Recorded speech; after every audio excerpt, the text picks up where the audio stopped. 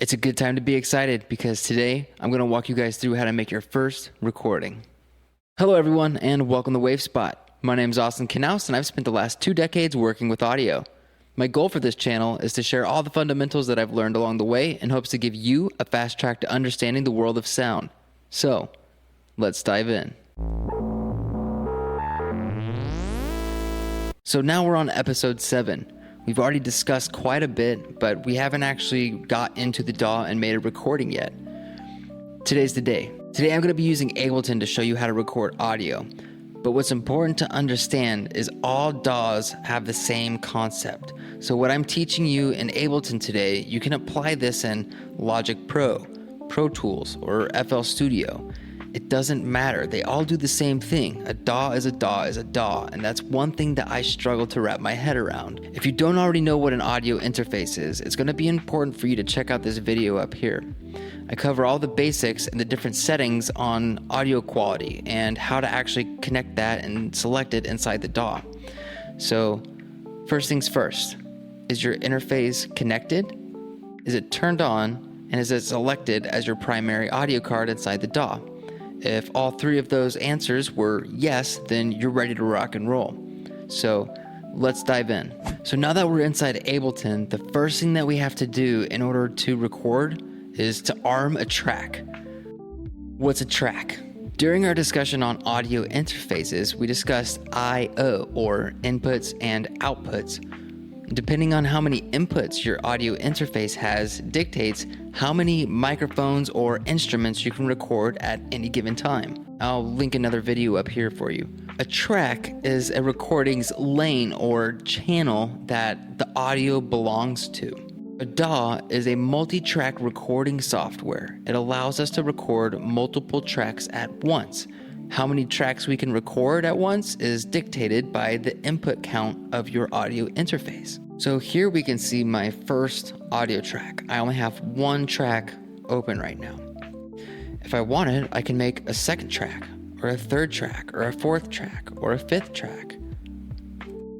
I can have a vocal track, or a piano track, a guitar track, a bass track, kick drum, snare drum, hi-hat, track. We're multi-track recording. So why do we need individual tracks? Well, a good analogy that I like to talk about with people is take blue paint and yellow paint and then blend them all together. You get green paint. Now with that green paint, try to get blue and yellow back out of it. Well, you can't. You already mixed them together. And once they're mixed together, you can't separate them. So just like painting, if you record multiple things on one track, you're blending them together, forever combining them and never being able to separate them from there on out. So it's important for us to have individual audio tracks all the way up until we're ready to commit. Think of the Mona Lisa as a painting. Leonardo da Vinci didn't just swipe his paintbrush and all of a sudden the Mona Lisa came about. He had a palette of different colors of paints, different hues, and ever so slowly he was able to paint a brushstroke, and then another one, and then another one, and then he changed colors, and then he eventually made a full painting. We don't want to create a full painting all at once. We want to be able to fine-tune each individual thing. This is the basis of multi-track recording. We're able to get individual sounds into our DAW without actually blending them together until we're ready to save the file and make a master copy, which is all of the sounds blended together at the end. So now that we know what tracks are, what does arming it mean? Arming a track is selecting a specific track to record. For example, I can have multiple different tracks, but I only want to record this one. So now this track is armed. Or I can select this one. Now this one's armed. Right now we're just going to focus on one track though, just to keep it simple. So if our audio interface is connected, then we should be able to look for the audio input that we want to record. We select that audio input for that track, and then we arm it by selecting the recording dot for that specific track. Every DAW is going to have this button. on the track. It doesn't matter what DAW you're using, every track will have a recording button. This button doesn't start our recording, it just arms it. It tells the DAW that we're wanting to record this specific track. Now that we have that done, the next step is to hit the real recording button. So every DAW is going to have play, pause, stop, and record. So now that we have our audio track armed and ready to go, let's hit the record button and see what happens. This is me making my very first recording. You see that? We just recorded audio. Let's play it back. This is me making my very first recording. Look at that. We did it. Your first recording. That was super easy, wasn't it? Let's do another one. But this time, let's make another track. So we'll delete that one. We'll unarm this track. We'll make another track. And then we'll arm that track. Now that that track is armed, let's hit record again. This is me recording my second track. Check that out. A good tip. The space bar is how you play and pause. You'll be smacking the space bar quite often. Play, pause, play, pause, play, pause. This is me recording my second track. Awesome. So let's do a demonstration on why we want separate tracks. What I'm going to do is I'm going to talk and I'm going to snap at the same time. But let's imagine that we're using two microphones. In this case, I'm only using one. So we arm our second track. Now let's record. This is me talking and snapping at the same time. This is me talking and snapping at the same time.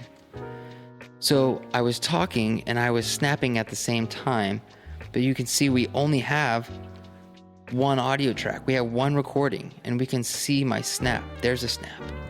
There's a snap. Here's a snap and there's a snap. We can't get that out. If I try to erase it, then we miss a chunk of the recording. Snapping at the same time, right? So if I were to get rid of that, get rid of this, get rid of that, oh, that's right on the middle. Now our audio recording sounds like this. This is me talking and snapping at the same time. So we can't take that snap out of our audio. And this is crucial to why multi-track recording is important. Let's break this down into 4 easy steps. First is to select the track you want to record with.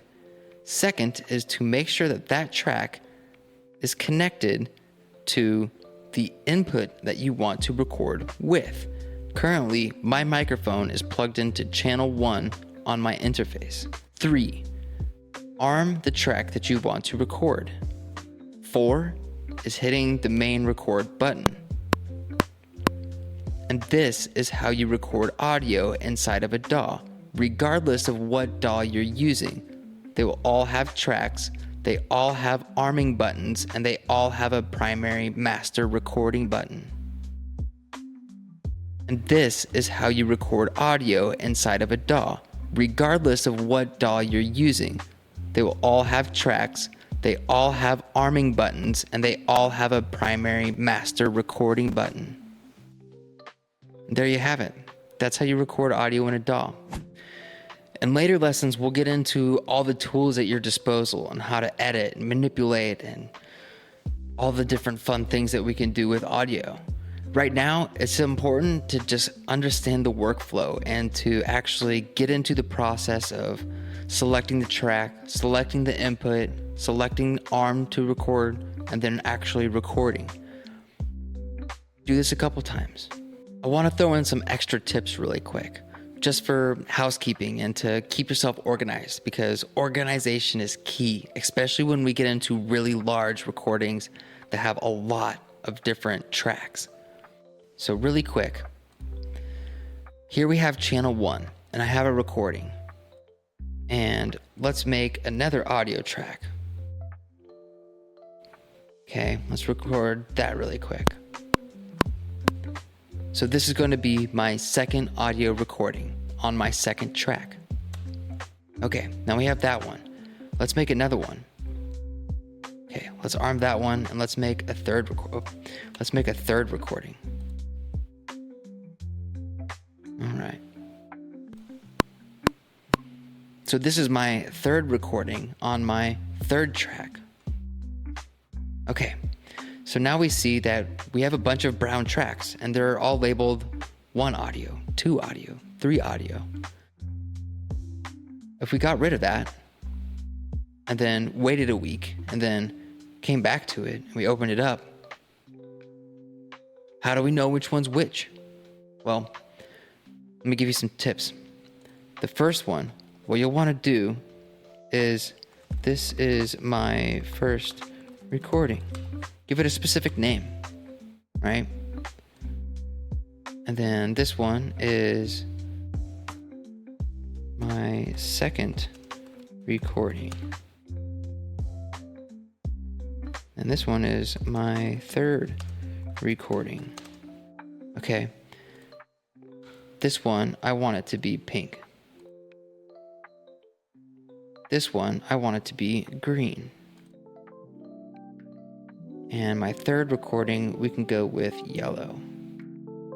Now, if we put this file away and then we wait another week and then we jump back into it, well, this is my first recording, that's my second recording, and this is my third.